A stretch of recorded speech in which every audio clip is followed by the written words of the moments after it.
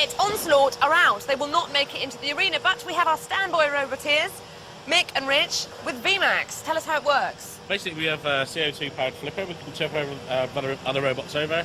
If we get tipped over ourselves, we can use that flipper to get upright again. Excellent. Now, this is just a bonus for you, really, isn't it? You didn't think you'd be here. Yes, brilliant. Well, do some damage. Thank you very much. From Romsey in Hampshire, VMAX. Our late substitutes with a pneumatic flipper. It's powered by 2 industrial motors. Bodywork is aluminium. The frame is tubular steel. They begged and borrowed for some of the parts. Hello, I'm Mick Pearce, and I'm from Team Hampshire Hog. This is Richard Drayson, co-pilot, and this is our robot VMAX. We like to think it's the most powerful robot that we've seen so far, with the fattest tyres that we'll never get, and the biggest motors with the biggest power. Also, this robot features a very powerful pneumatic ram. It can flip up the opponent and do them real serious damage. Also, if we get turned upside down, we can self-right and carry on the battle. Roboteers, stand by. There's Terrible with farmer John Fernley and his nephew Ben from Woodhouse Grove School. That's Cerberus without the head now. Theo at the controls, cousin Vassos on the left, and finally VMAX with big Mick Pearce there on the left-hand side of the controls. 2, 1. Interesting to see how the substitutes go here. They say they're bigger, better than what we shall see. There's Cerberus, of course, without those gnashing jaws.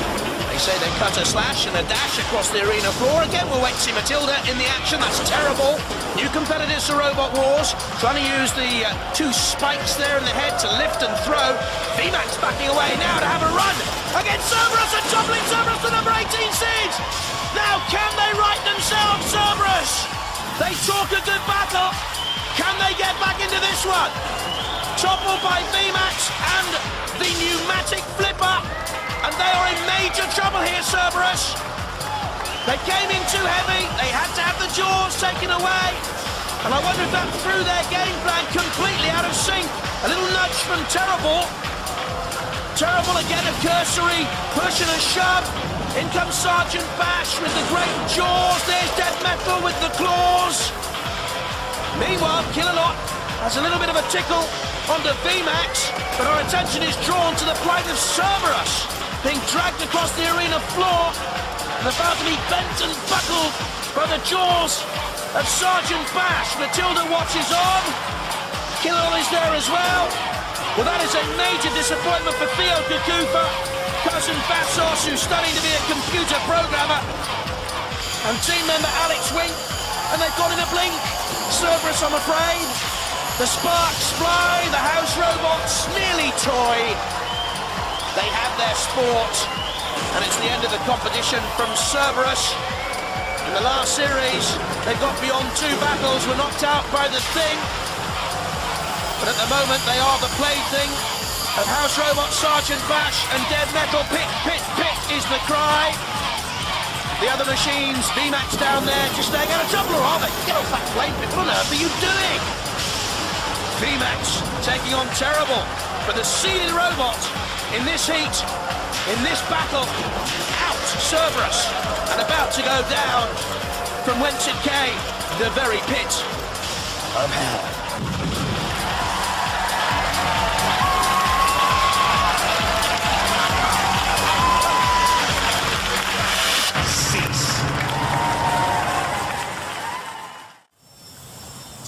Tell us the story again about why you're here. A bit of a sort of fluke, really. We were on standby. And what did Hypno-Disc do to the other 2 opponents in the melee? Trash them. Trashed them. I just had to hear you say that. It's trash, bash, mash in this game, isn't it? So we're going for it anyway. Yeah? Yeah. Well, you're a braver team than I am, I tell Quietly you. confident. You didn't think you'd be here, now you're up against the number 2 seed. It's okay. Even though he's sweating just a little bit.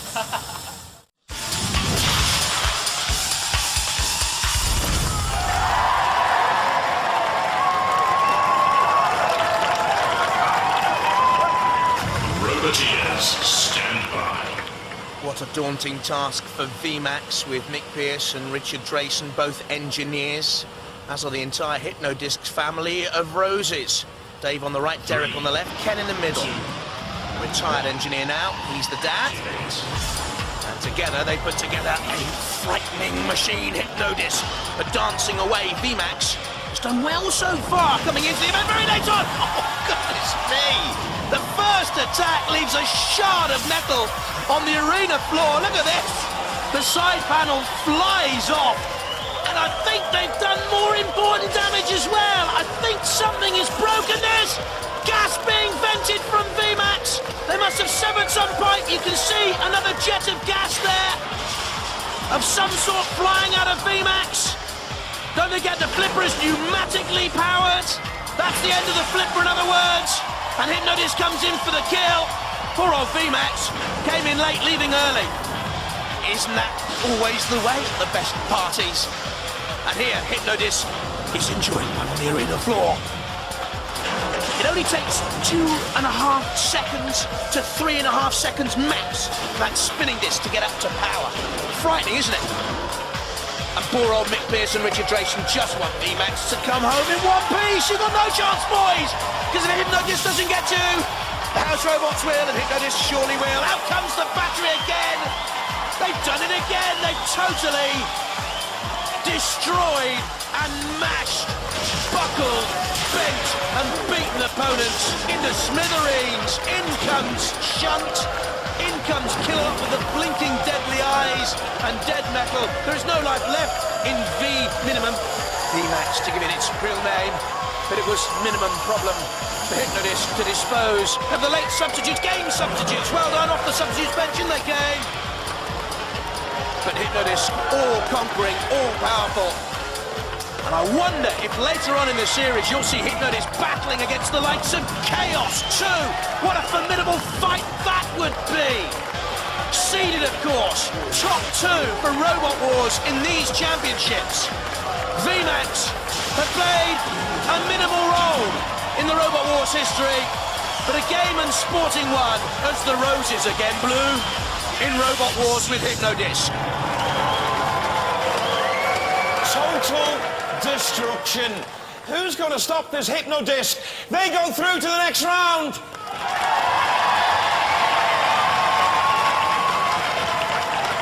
Well, Oh dear. you knew from the melee that it wasn't going to be easy, but... I wish we'd never had that really confident speech earlier. I mean, you couldn't have surely been confident. I mean, it's Oh yeah, just so... yeah. We knew that if we could flip them, we were laughing, and we knew we had a good flipper. So You nearly got him over at one stage, didn't we you? got in there first. But if you notice the first impact, it was the CO2 went, and the flipper didn't work after that. As much as I tried, I couldn't. That was it. So all I could do was try and battle up against him, and I wasn't very good at that, was I?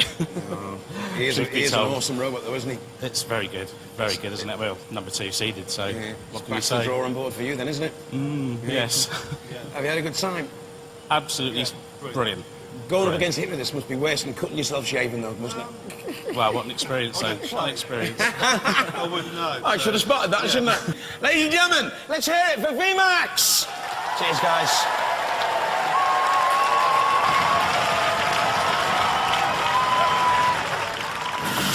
So what are you going to use that for now? An interesting garden ornament, perhaps. I can't think of a better thing to do with it.